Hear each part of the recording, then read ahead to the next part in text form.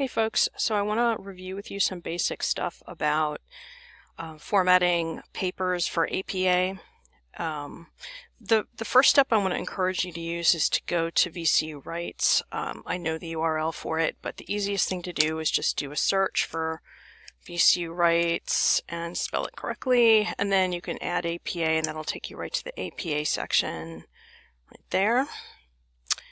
And here we are. So the APA overview is the first page. I like to start here because you've got a sample APA paper format. Let me pull that up. That's from Purdue, isn't that lovely?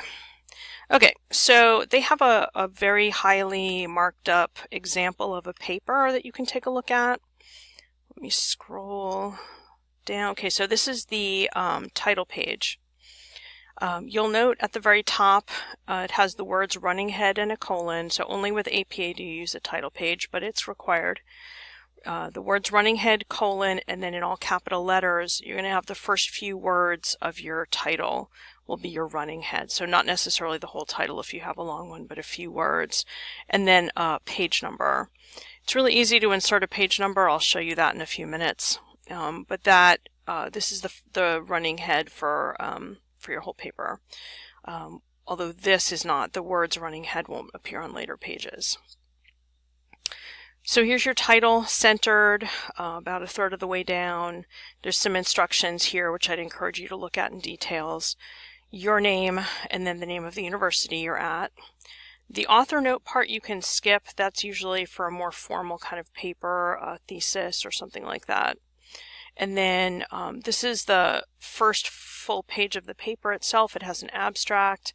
That is a common requirement of APA papers, but I'm not requiring it for this class. You are welcome to write one if you want to. But please, if you do review this information on the page, the abstract is a summary of the paper. It's not a teaser to get people to read it. It actually includes your conclusions. Okay, and then the paper itself begins on page 3, and you can see there's the running head and the page number right there, and then you have your title again, and the paper commences. You can see here they're centering and bolding their section headings. That's not required. I don't care where you put them, but section headings are typically used in APA papers. They will help you stay focused. They will help your reader stay focused. These are lower level headings if you want to further break things up, etc. Okay, so the really big basics are Times New Roman, 12-point font. You want to left justify the text so it's even on the left and ragged on the right. If you use justifying, which is even on both sides, then you're going to have wonky spacing. It actually makes it harder to read, so please don't do that. And I'm going to pop to the very end. This is your references. In APA it's called references, and MLA it's called works cited. So this should be called references. You should have the correct hanging indents. I'm going to show you how to do that in a minute if you don't know how. This should be alphabetized. It's really important, especially with a longer paper. The whole point of the references is so that if your reader wants more information, they can go look it up, they can find it. So you want to make sure it's easy to find. And that's the point of the hanging indents as well, so I can very quickly find what I'm looking for. There's only 4 sources here, but my dissertation, for example, had, I'm trying to think, 30 pages of references, so you can see where with that many, that would be pretty much needed. This paper has an appendix, but I would say ignore that because typically you won't be using one of those. Okay, so we have a references page here, and you can see that it's just a big blob of text on the left with no clear indication of start and end. You can find it, but you have to go looking for it. So what we're going to do is select all of it,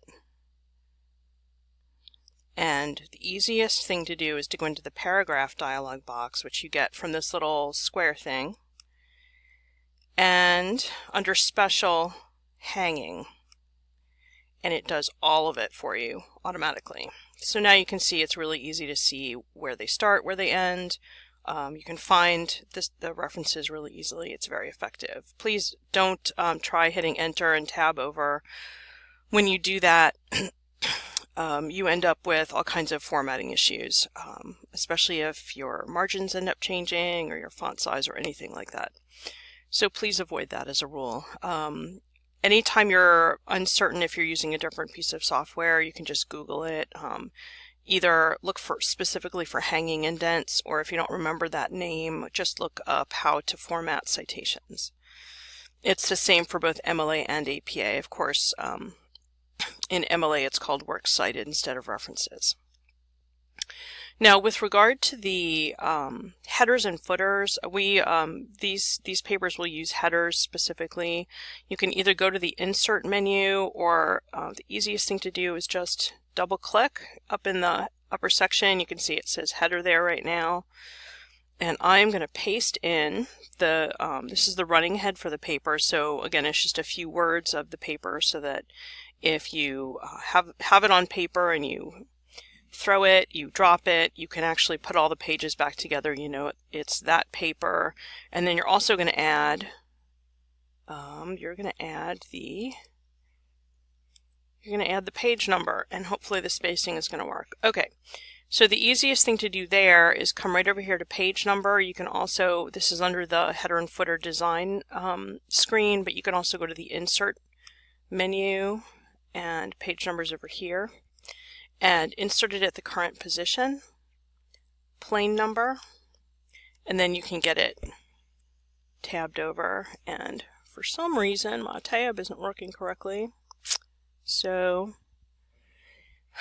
you will unfortunately find that some of the software is super twitchy, and this is being super twitchy right at the moment, but it should usually put itself in the correct place with just a tab. Okay, so now I click back out of it. I've got my running head, and with all subsequent pages it will show up as well.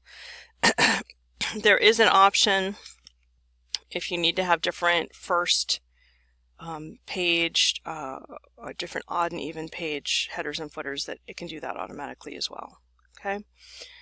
Other than that, that should cover everything you need to know to do the basics of formatting a paper. If you have questions, please ask them, and good luck with the rest of your work. Thank you.